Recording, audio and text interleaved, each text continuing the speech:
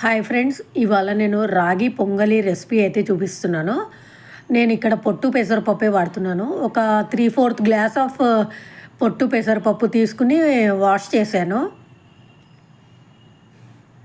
తర్వాత కుక్కర్లోకి వేసి ఉడకబెట్టుకోవాలి. ఇది ఉడికాక మ్యాష్ చేసుకోవాలి.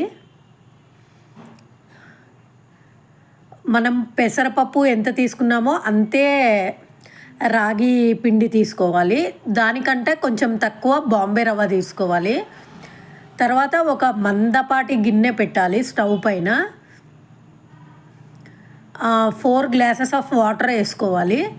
సాల్ట్ కూడా వేసేసి వాటర్ బాయిల్ అయ్యాక బాంబే రవ్వ వేయాలి. ఈ బాంబే రవ్వ ఉడికాక రాగి పిండి వేస్తూ కలుపుకోవాలి. ఇది ఎక్కడ ఉండలు లేకుండా బాగా కలుపుకోవాలి. ఈ రాగి పిండి ఉడికింది అనిపించాక మనం మ్యాష్ చేసి పెట్టుకున్న పెసరపప్పు వేసుకోవాలి.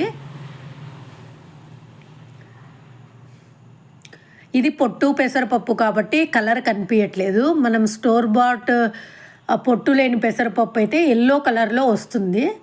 నేను హెల్త్కి ఇదే మంచిదని ఇదే తీసుకున్నాను. ఇది పక్కన పెట్టి ఉడికిస్తున్నాను.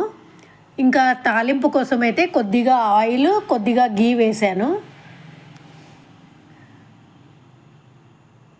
వీడియోస్ యూస్ఫుల్ అనిపిస్తే లైక్, షేర్, సబ్స్క్రైబ్ చేయండి. తర్వాత ఆవాలు, జీలకర్ర, పచ్చి కరివేపాకు, పెప్పర్ పౌడర్ వేసాను.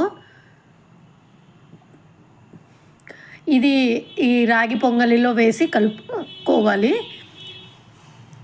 ఇది బాగా దగ్గరగా ఉడికాక ఇంకా స్టవ్ ఆఫ్ చేసేసుకోవాలి. పల్లి పచ్చడితో చాలా టేస్టీగా ఉంటుంది. బాయ్.